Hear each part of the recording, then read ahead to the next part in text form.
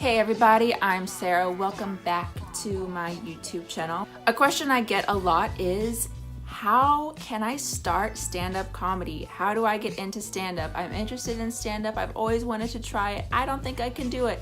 How did you start? How can I start? So if you're somebody who wants to get into stand-up and doing stand-up comedy and being part of that world, here are 3 tips. Okay, so a little backstory. I got on stage for the first time almost 4 years ago. I did an open mic for the first time about 4 years ago. And then I only started being consistent with stand-up comedy like 6 months ago. So here are some things that have worked for me to get me on course, and hopefully they will help you have a little shortcut and not take as long as I did. I didn't grow up with stand-up comedy. I never watched stand-up on TV. I was not exposed to stand-up. I lived in a pretty strict household. We couldn't watch things with cursing on TV. So that, of course, there was no stand-up. My parents weren't into it. I just wasn't exposed to it at all until I was about 24. 24 is when I think I went to a stand-up show like when I was like 23, like some small thing in LA. But when I really started being exposed to stand-up comedy, I was 24, closer to 25. And it was just a whole new world. I had been exposed to like internet funny things, which is kind of like, I just like to be funny on camera, and I didn't even know about stand-up at all. So I really had to learn, and I had to start from scratch as an adult. So I want to tell you guys, stand-up is something that can be learned. Yes, there are certain things that you have innately within yourself, but stand-up as a whole, if it's something that you're really interested in, you can learn how to do it.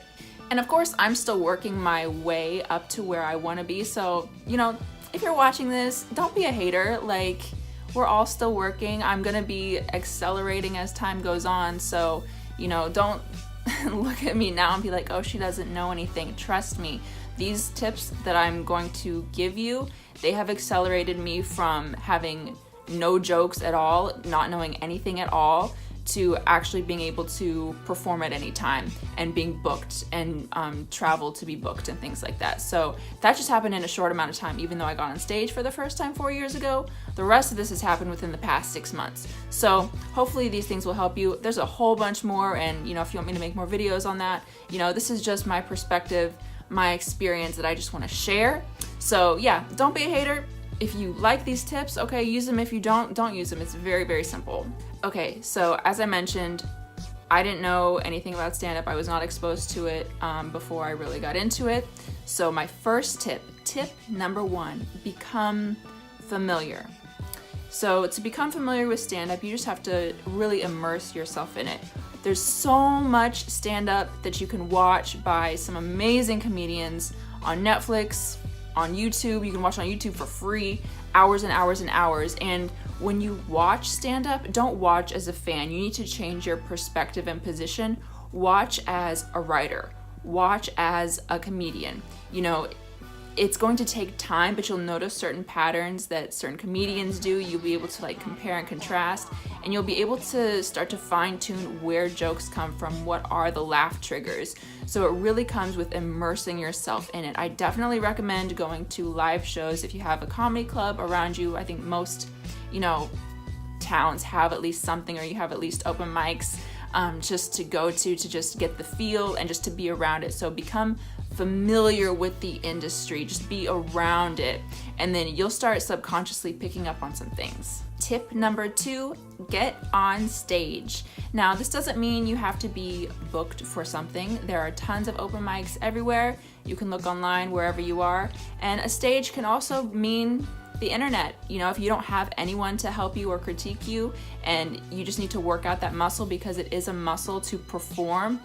You could just post some stuff online. I recommend it. That's what I did when I first started. I started off on the internet. Now, the internet is totally different from live comedy, but it's a start. So I definitely recommend, even you can start your own thing if there's nothing around you. Like, have like an open mic night just to get on stage and to be able to become familiar with that feeling of being on stage, because it's different. Even if you know your jokes or know what you're going to talk about, you know, in front of the mirror, it's different when you're in front of people. So you really have to practice that, and that's going to help you so much. And get on stage as much as you can.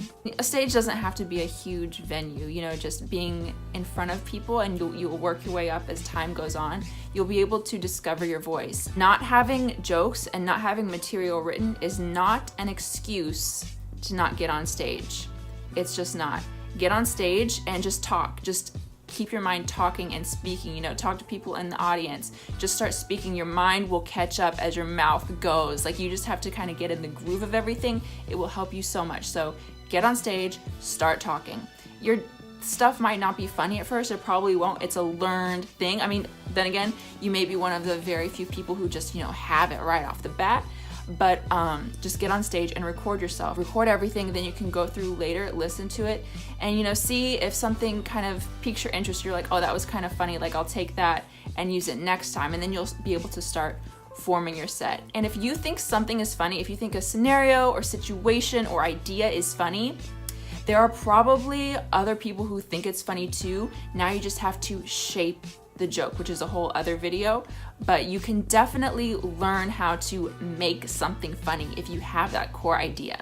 So just take that and just keep going, keep going, keep going, and don't take it personally when people don't laugh. You're going on stage for you, you're going on stage to improve yourself, and it's just a constant thing. Which leads me to my next point. Tip number 3 is consistency. You have to be consistent. That's something that I have always had a hard time doing in pretty much every area of my life. So, you know, I'm getting it together now. Better late than never. Consistency. So with stand-up, you have to be consistent. You know, I'll do a show. I used to just do a show, and then I would wait literally 6 months before I ever got on stage again. That's not the way it's supposed to be. I would be light years ahead by now if I was actually consistent those years ago. So now that I am consistent, it's like a snowball effect. You know, things just keep happening and you get better. It's not just to be ready for a show.